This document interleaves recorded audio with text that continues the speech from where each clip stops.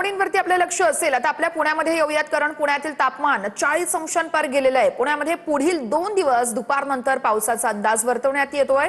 पुण्यातील लोहगाव परिसरात 42 अंश सेल्सिअस तापमानाची नोंद झाली आहे, तर नाशिकमध्ये 41 अंश उच्चांकी तापमानाची नोंद झाली आहे। शनिवारी संध्याकाळपर्यंत 41.5 अंश सेल्सिअसवर तापमान गेलं होतं।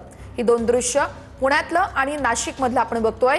उन्हाचा पारा वाढलाय, पुण्यामध्ये 40 अंशांपार तापमान गेलं, इकडे नाशिकमध्ये 41 अंशांवरती तापमान गेलंय। त्यामुळे रस्त्यांवरती असेल किंवा मग प्रार्थना स्थळांवरती देखील आपल्याला शुकशुकाट बघायला मिळतोय। प्रशासनाकडून काळजी घेण्याचं आवाहन केलं जात आहे।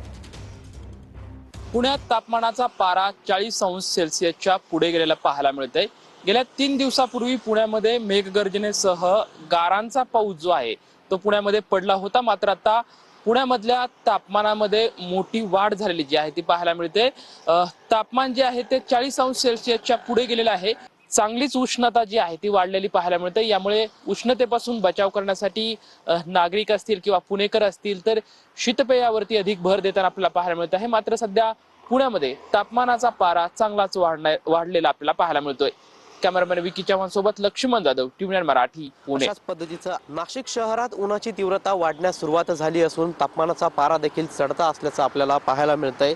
काल नाशिक शहरातील तापमानाची जी नोंद आहे ती 41.5 अंश इतकी करण्यात आलेली आहे। दरम्यान यंदाच्या हंगामातील ही सर्वात उंचांकी नोंद असून अशाच पद्धतीचं आणखी काही वातावरण पुढील दिवसात नाशिक शहरात राहू शकतं असा अंदाज जो आहे तो वर्तवण्यात आलेला आहे।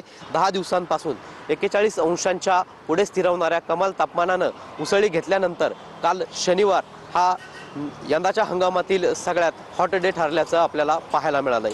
कॅमेरा पर्सन विशाल रायपुरेसह पवन येवले, टीव्ही 9 मराठी, नाशिक। हंगामातील ही सर्वात उंचांकी नोंद असून अशाच पद्धतीचं आणखी काही वातावरण तर तिकडे विदर्भात देखील तापमानाचा पारा चांगलाच वाढलेला आहे। नागपूरमध्ये तापमान 42 अंशांवरती होतं, मात्र आता ते तापमान 44.2 अंश सेल्सिअसवर पोहोचलंय।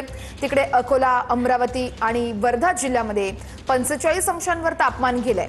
तापमानामध्ये आणखी वाढ होण्याची शक्यता हवामान खात्यानं वर्तवलेली आहे। प्रशासनाकडून सगळ्या नागरिकांना काळजी घेण्याचं देखील आवाहन केलं जातंय।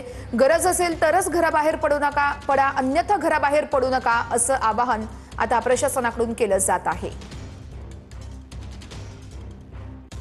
नागपूरसह संपूर्ण विदर्भात तापमानाचा पारा मोठ्या प्रमाणात वाढलेला आहे आणि सूर्यदेवता आग ओकताना आपल्याला पाहायला मिळते आहे।